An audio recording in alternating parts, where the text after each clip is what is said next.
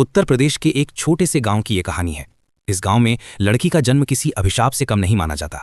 ये गांव ज्यादा बड़ा नहीं है। ज्यादातर लोग चौधरी अजमेर सिंह के भट्टे पर मजदूरी करके अपना पेट पालते हैं। उसी भट्टे पर धनमा नाम का एक आदमी भी काम करता है। उम्र लगभग 45 साल, अविवाहित और अकेला।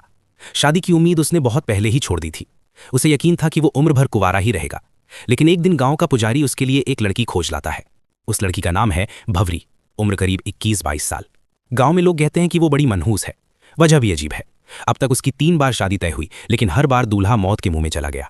एक की मौत तो मंडप में ही हो गई, दूसरा रिश्ता कभी मुकाम तक पहुंचा ही नहीं, और तीसरा तो सबसे दर्दनाक, शादी के दिन ही दूल्हा घोड़े से गिरकर मर गया। भवरी की शादी में आए 5 खास लोग कहानी की असल परत खोलते हैं। पहला है चौधरी अजमेर सिंह, गांव का सबसे बड़ा जमींदार और रोजगारदाता।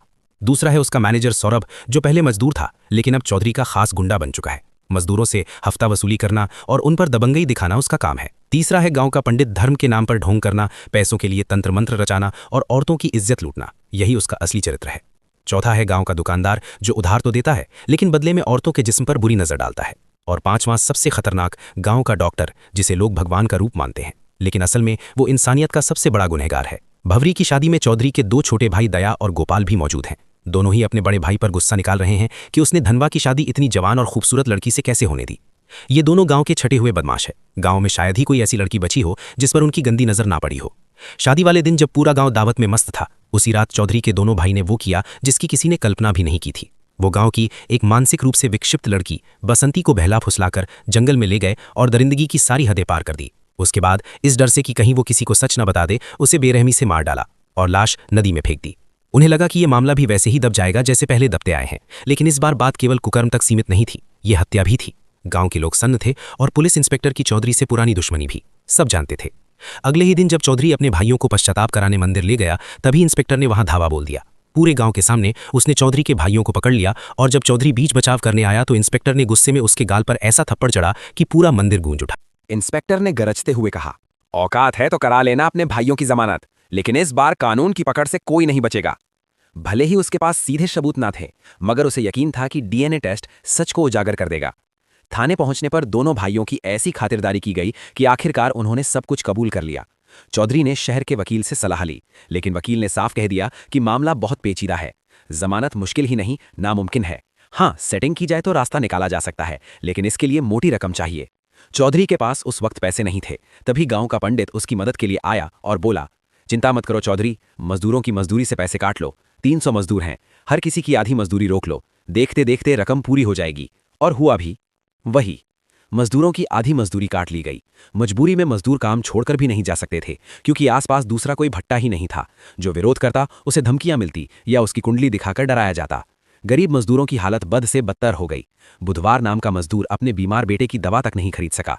आखिर उसकी पत्नी मालती को बेटे के इलाज के लिए गांव के डॉक्टर के साथ सोना पड़ा।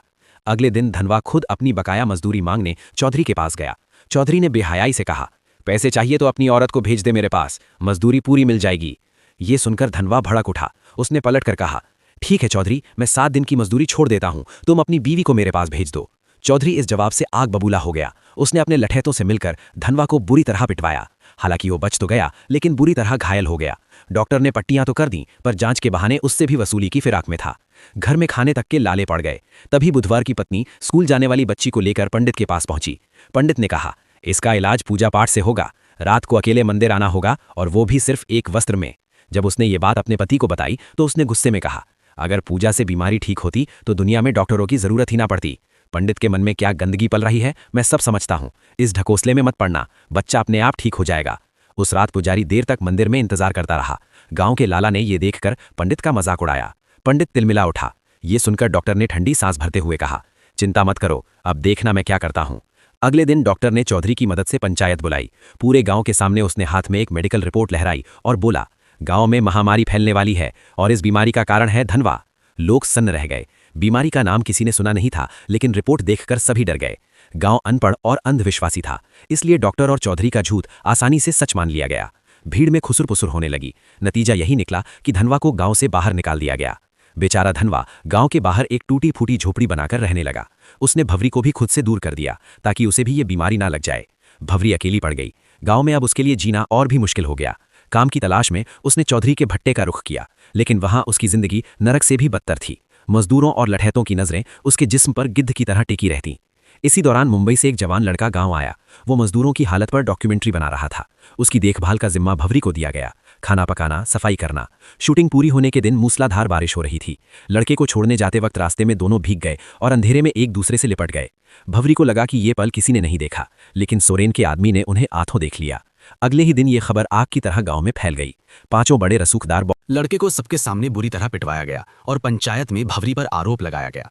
तमाशा देखने वालों में धनवा भी शामिल था। वो भवरी पर टूट पड़ा और बोला, तूने मुझे धोखा दिया है, अब हमारा कोई रिश्ता नहीं।